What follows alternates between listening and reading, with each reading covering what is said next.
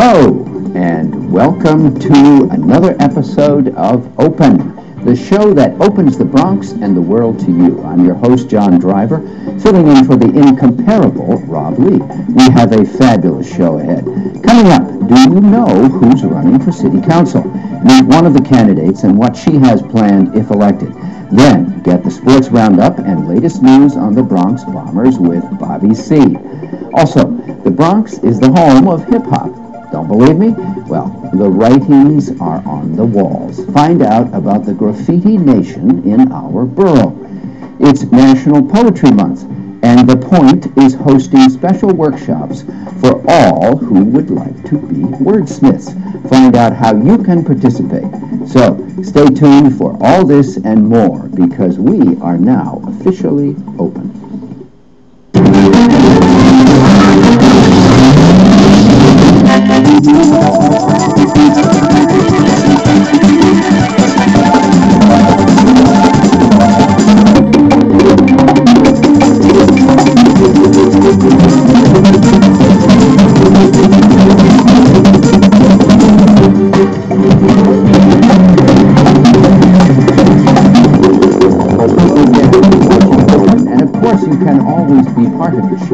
Send us your ideas and suggestions in an email to open@bronxnet.org or call us at 718-960-7241.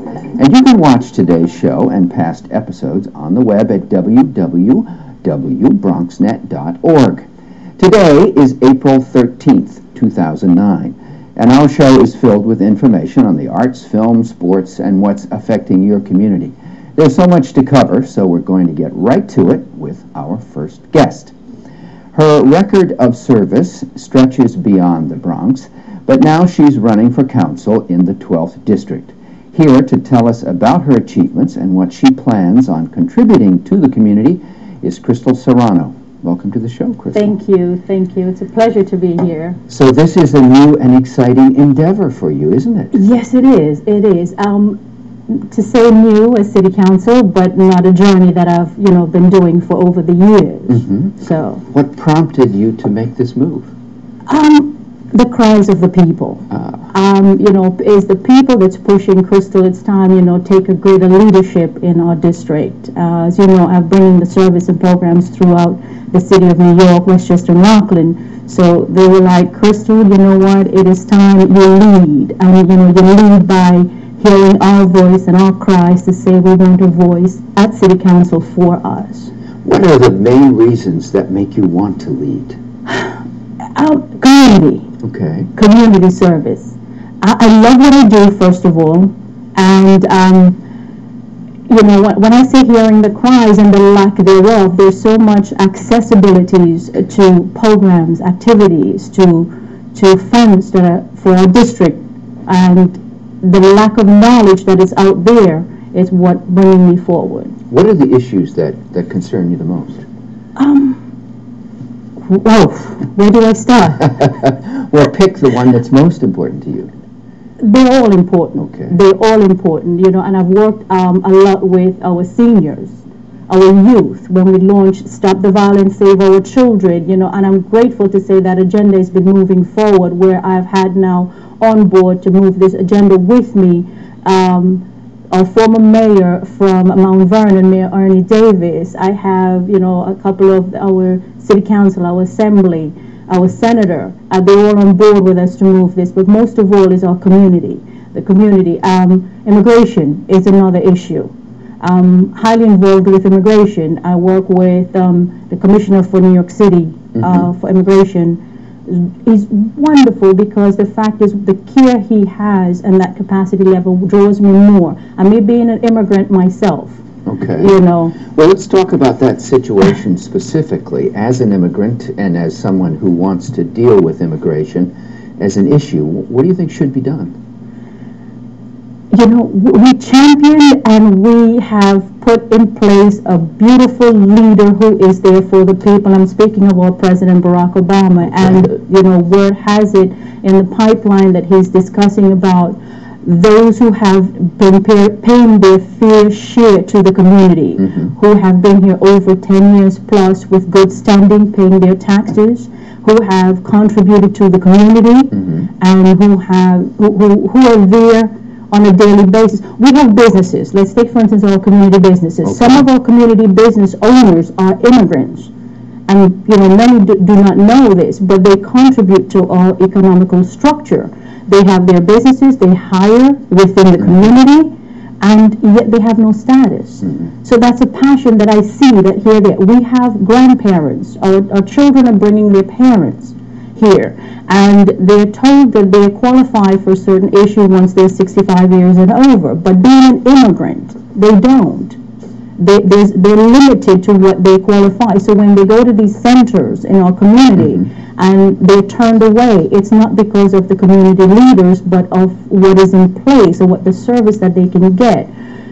Putting that forward is a passion. As I said, it's something to make sure that everybody understands the rules and the regulations and what they can and cannot achieve as an immigrant. What do you think is the best solution?